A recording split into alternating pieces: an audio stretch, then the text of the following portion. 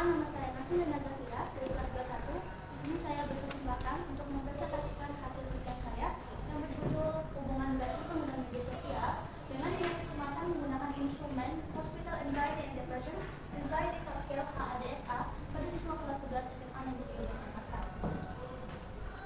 Sini saya hanya akan membahas 3 bab saja, yaitu bab 1 pendahuluan, bab 4 hasil dan pembahasan, serta lalu bab 5 kesimpulan dan saran. Satu, pendahuluan. Latar belakang kenapa saya memilih topik hal ini adalah karena kita tahu sendiri media sosial itu telah berkembang menjadi bagian yang integral, menjadi bagian yang satu dari kehidupan remaja.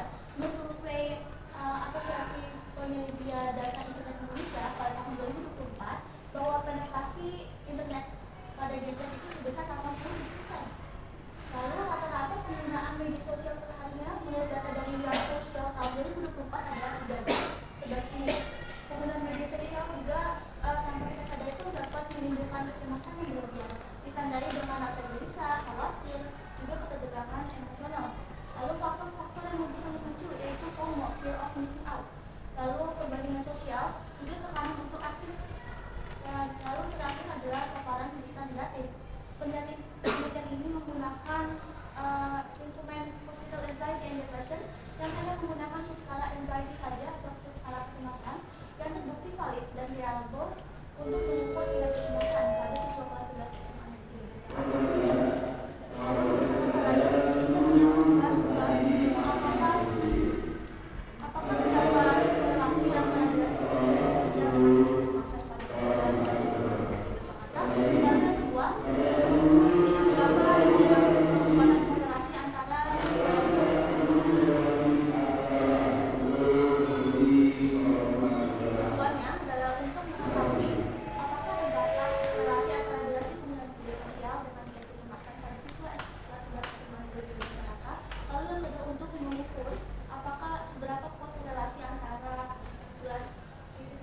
durasi media sosial dengan kecemasan pada siswa kelas 11 SMA Negeri 12. Dan yang kedua, manfaat bagi umum adalah untuk memberikan informasi dan wawasan dalam meningkatkan kesadaran akan pentingnya menjaga kesehatan mental di tengah tingginya aktivitas digital. Yang kedua adalah meningkatkan kesadaran akan pentingnya menjaga kesehatan mental di tengah tingginya aktivitas digital. Lalu bagi peneliti sendiri adalah untuk menambah pengalaman dan pengetahuan di bidang penelitian kualitatif. Lalu yang kedua juga menambah pengetahuan dan pemahaman juga pengalaman pada bidang psikologi remaja. Hipotesis awal peneliti adalah terdapat hubungan positif yang kuat nih antara durasi penggunaan media sosial pada remaja SMA Negeri 12 Jakarta dengan tingkat kecemasan. Yang kedua, hasil dan pembahasan. Di sini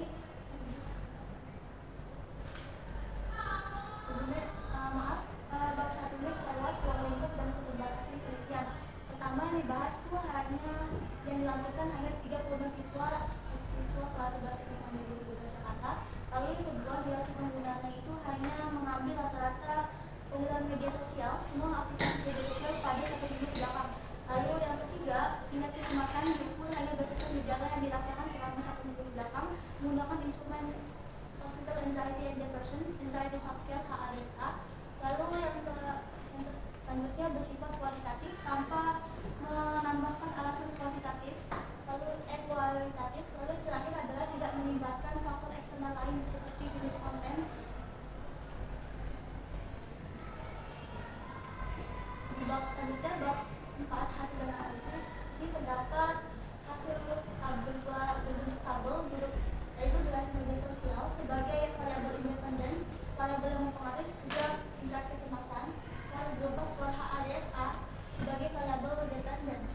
Di sini juga terampil komponen seperti x kuadrat, y kuadrat, x kuadrat, juga x bar dan y bar untuk memudahkan penghitungan berikutnya.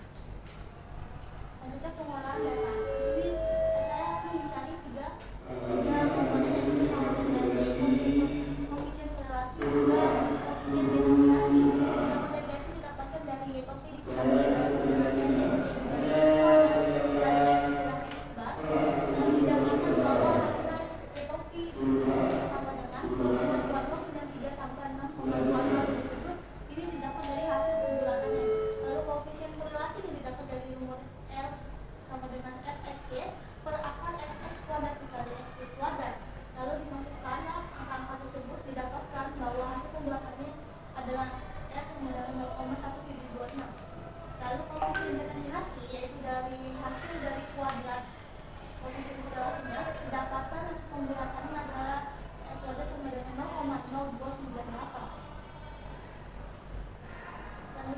bikin analisis dari tiga komponen yang saya cari tersebut. Persamaan negasinya yaitu D sama dengan 0,2093 ditambah 6, itu sama dengan 0,2093 X ditambah 6,2077, di mana didapatkan bahwa artinya adalah subscribe 1 jam tambah media sosial meningkatkan skor kecemasan sebanyak 0,2093 poin. Lalu jika seseorang tidak menggunakan media sosial sama sekali pada 1 minggu terakhir, maka diprediksi kecemasannya skornya mencapai 6,2077.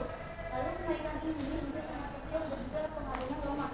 Selanjutnya koefisien korelasi. Koefisien korelasi X sama dengan 0,1726 menunjukkan hubungan positif yang sangat lemah. Hampir tidak ada korelasi antara durasi media sosial dengan tingkat kecemasan. Lalu yang terakhir, koefisien determinasi. Koefisien determinasinya berupa R kuadrat sama dengan 0,0298 atau juga disebut 2,98%. Variasi kecemasan hanya dijelaskan oleh durasi media sosial. Selanjutnya, ini adalah bentuk diagramnya. Di sini terlihat bahwa polanya itu adalah tersebar sebelah acak. Juga dari sini itu yang memang ke atas, cuman garisnya landai. Juga banyak outlier data. Pembahasan.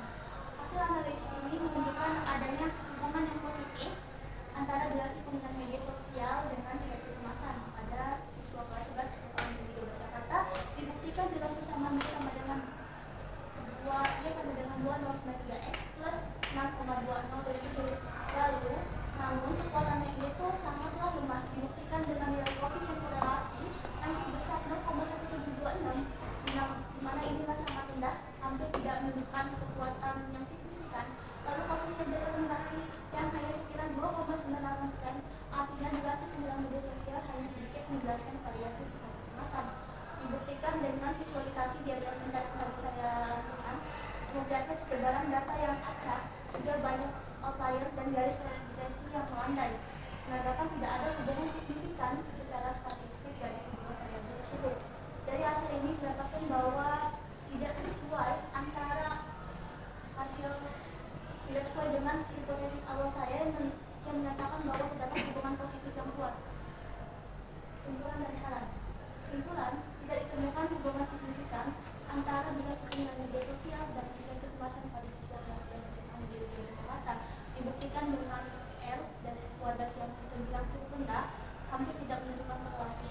Juga visualisasi data yang terkesan acak, juga banyaknya outlier data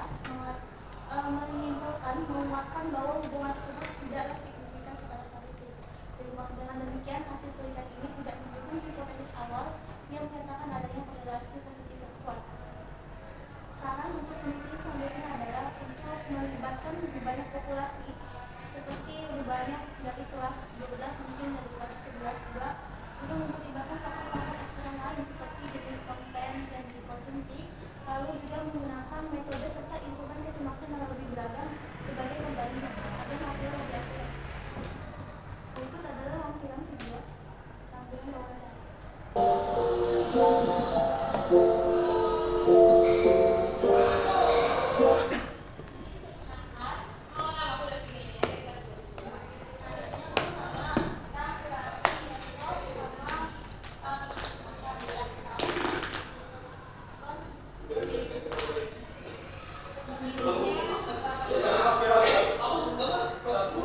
Aku banget tuh mati.